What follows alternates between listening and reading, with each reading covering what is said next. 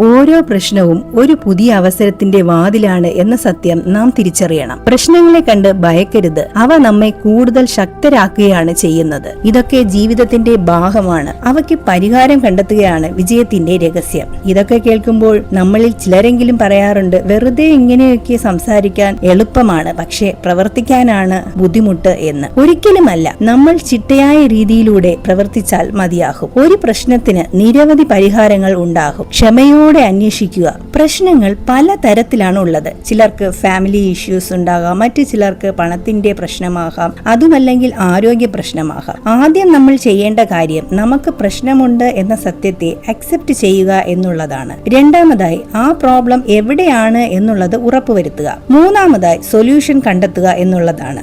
Problem എന്ന് പറയുന്നത് ചെറുതാണോ വലുതാണോ വളരെ വലുതാണോ എന്നതിൽ കാര്യമില്ല. അതിന് എത്ര വലുതാണെങ്കിലും സൊല്യൂഷൻ അഥവാ പരിഹാരം കണ്ടെത്തുക എന്നുള്ളതാണ് ഏറ്റവും വലിയ കഴിവ്. ശാന്തമായ മനസ്സും ശരിയായ ചിന്തയും പ്രശ്ന പരിഹാരത്തിന്റെ അടിത്തറയാണ്. കുടുംബത്തിലുള്ള പ്രശ്നങ്ങൾ അത് എന്തു തന്നെയായാലും, ശാരീരിക ബുദ്ധിമുട്ടുകളാണെങ്കിലും മാനസിക പ്രശ്നങ്ങളാണെങ്കിലും എന്തു തന്നെയായാലും അതിന്റെ റെസ്പോൺസിബിലിറ്റി, അതായത് ഉത്തരവാദിത്വം ഗ്രഹനാഥൻ അല്ലെങ്കിൽ ഗ്രഹനാഥ ഏറ്റെടുക്കണം. ഏറ്റെടുത്താൽ മാത്രം പോരാ, പരിഹാരത്തിലേക്ക് ശ്രദ്ധ കേന്ദ്രീകരിക്കുക. ജീവിതം എന്നത് പകുതി വഴിയിൽ ഉപേക്ഷിച്ച് പോകാനുള്ളതല്ല, പ്രശ്നങ്ങളെ കണ്ട് പകച്ചു നിൽക്കാനുള്ളതുമല്ല. അവയെ നേരിടുക, പരിഹാരം അതിലുണ്ട്. ഈ സത്യം മനസ്സിലാക്കി തരുന്ന ഒരു ചെറിയ കഥ പറയാം. ബാലൻ എന്ന ഒരു കുട്ടി തന്റെ വീട്ടിൽ നിന്ന് മുത്തശ്ശനും മുത്തശ്ശിയും താമസിക്കുന്ന വീട്ടിലേക്ക് പോവുകയായിരുന്നു. ഇരുവശങ്ങളിലായി മരങ്ങൾ നിറഞ്ഞു നിൽക്കുന്ന വളരെ മനോഹരമായ ഒരു ഗ്രാമപ്രദേശമായിരുന്നു അത്. പോകുന്ന വഴിയിലായി ഒരു വലിയ കല്ല് കിടപ്പുണ്ടായിരുന്നു.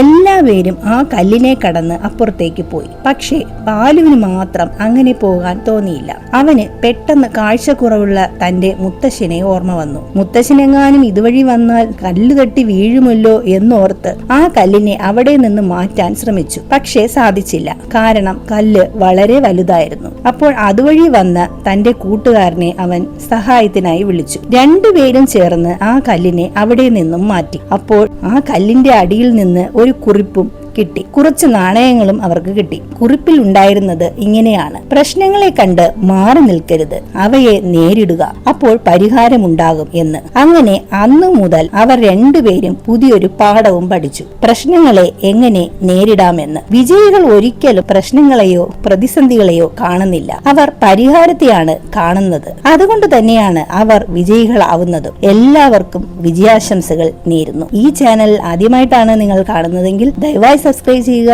സപ്പോർട്ട് ചെയ്യുക. Thank you for watching.